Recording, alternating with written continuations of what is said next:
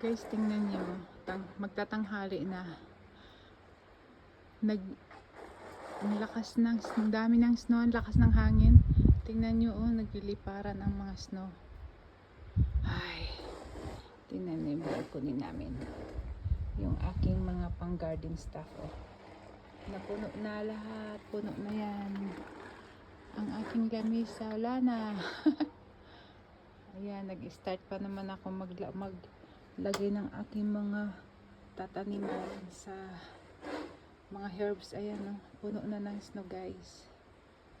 Ay, wala na tayong spring dahil bumalik ang winter. Ayan, guys, ang surrounding namin puno ng snow. Hala, grabe. Tingnan nyo, guys, oh.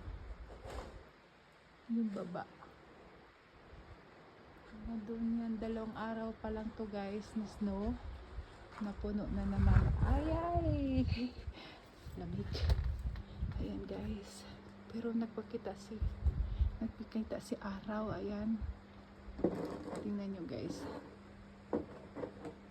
Grabe ang lamig, oh.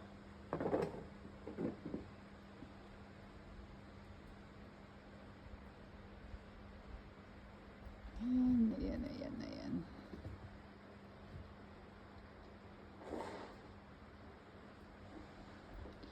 2 araw pa lang yan, guys. Maghapon, magdamag. Ganyan ang nangyayari.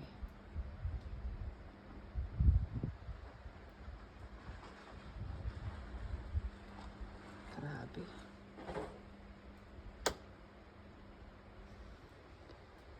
Ayan, nagpakita ng konting araw, guys. Pero hindi masyado. Hindi masyado. Dahil nangingibabaw ang snow. Ayan. Sobra. Ilinabas ko pa naman yung tataniman ko na sana, guys, ng aking mga herbs. Ayan.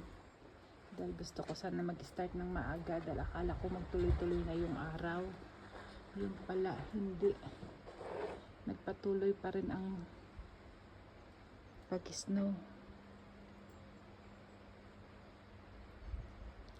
Uminit na siya, tas nawala na yan. Tapos ito, 2 araw lang, maghapon, magdamag ng gabi. Ayan ang nangyari. Napuno na naman.